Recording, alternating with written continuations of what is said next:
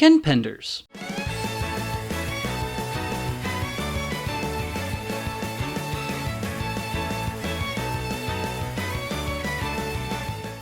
Throughout the history of Sonic the Hedgehog, no name has ever come to the same level of infamy as Penders.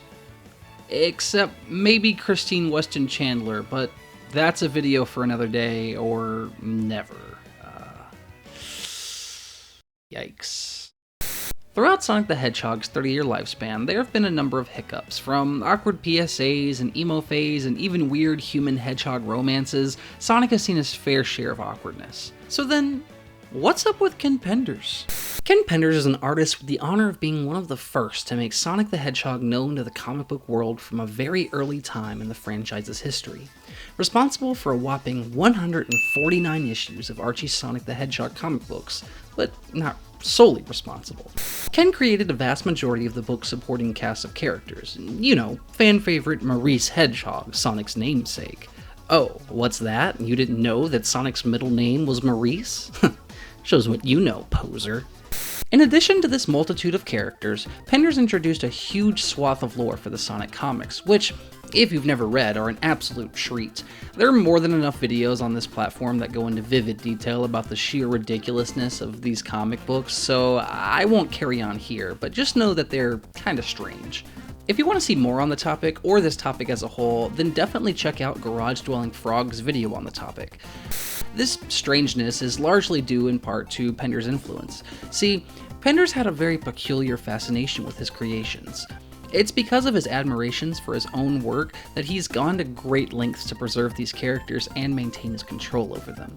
It allowed me, I should say, to do a storyline that recapped everything that had happened in the series up until that point, so I could start fresh moving forward, because of all the new readers we kept on coming to the book. And then Justin wanted me to do things a certain way.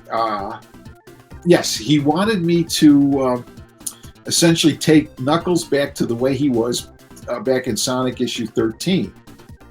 And I said, what? You mean you want to just eliminate everything that came before? And he said, yeah, let's go back to issue 13.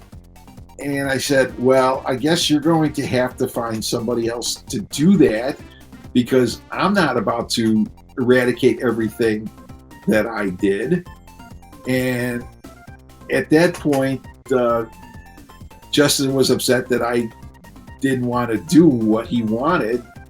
That was like the first real act of defiance on my part. So we sort of parted company. I was supposed to work on issue 125, and now I no longer was.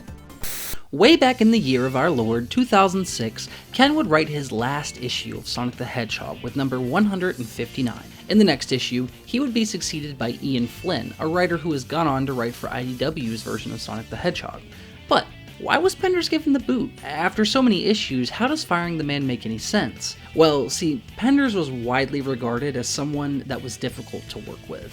So much so that he would go out of his way to shut down co-workers attempting to take on projects through the brand.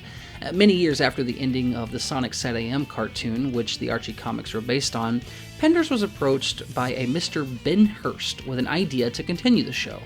Once getting confirmation from Penders and the animation studio, Hurst went to Sega! However, before reaching out to them, Penders got a hold of Sega and told them not to follow through with Hurst's idea, and instead listen to his own pitch for a Sonic movie.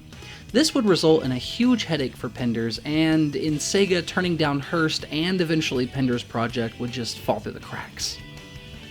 At first just doing random odd jobs on the book, Penders eventually branched out into writing the book, and then further and further out to the point where he held the title belt for the most jobs one man could take on. I mean, he was doing everything: pencils, writing, inking, lettering, the whole 9 yards. And this is an important point to note. It's completely understandable that someone who worked so closely to a project would feel strongly connected to it, but I don't think that necessarily excuses Penders from being a dick about it. Just because it's your baby and you've chosen to take an insane amount of work on doesn't mean you get to be hostile about working with others. It's like my old professor used to say, theater is a collaborative art, except instead of Spring Awakening, it's Sonic and Knuckles. Unfortunately, the buck doesn't stop there. A few years after Ken's departure from Archie, Sonic Chronicles The Dark Brotherhood, a little spin-off game from BioWare, would be released for the Nintendo DS in 2008. The game released to a fairly lukewarm reception and still stands as a sort of meh RPG with a Sonic the Hedgehog skin. However, it was the contents of the game that would piss Ken off. See, the Dark Brotherhood had its own original story about the titular Dark Brotherhood, a society of fascist echidnas from space that want to spread mayhem with their hyper-advanced technology.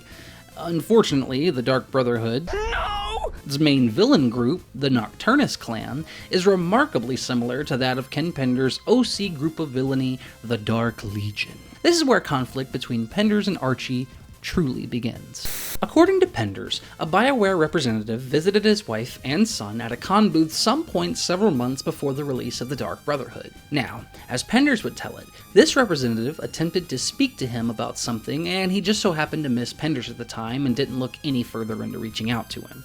Months later, the game would be released and Penders would see the connection between his creation and the Nocturnus clan. Now, I know we've discussed Penders' overbearing nature when it comes to sharing his work with others, yet this situation would shine a bigger light on that and reveal an overwhelming amount of Penders' insecurity. This insecurity would come in the form of several lawsuits filed by Penders against both Sega and Archie, in addition to Penders going through all 149 issues he had written and copywriting every single character he ever created for the book, which, if my calculations are correct, would come out to 249 characters. Jesus Christ. Archie would go on to make a huge mistake in their legal work, unfortunately not being able to produce the original work-for-hire contract Penders had signed when first being hired by the company. Because of this and a few other legal minutiae, lawsuits would result in a semi-sweet victory for Penders. He would maintain ownership of his characters, but they may not be utilized in any Archie comic or Sega properties, and with Penders being fired, these characters would simply just be lost to time. The in-universe explanation for these events would come in the form of an event known as the Super Genesis Wave, which would be a complete reset button on the timeline that would erase the existence of all of Penders' contributions, which, considering the numbers that we talked about earlier, hugely impacted the story. Many fans were left hurt and angered by Penders' actions, and this would result in the eventual cancellation of Archie's record-breaking run on Sonic the Hedgehog. So what happens next? Well, not much, funnily enough. These past few years, there have been several attempts from Penders to bring himself back into the creative world, namely the infamous Lara Sue Chronicles. This was Penders' first usage of his original characters after the lawsuits, and nothing has really come from the project since its inception and announcement. Art is a universally subjective thing. What one person may believe is good art, another may loathe entirely. I'm not here today to deride or critique Ken Penders' art, but if I were to give my own honest opinion, I love it. As a child, I would spend hours just sifting through the cover art gallery in Sonic Mega Collection Plus, having no context whatsoever about the stories themselves, but being absolutely entranced by both the eccentric art and that sweet, sweet music.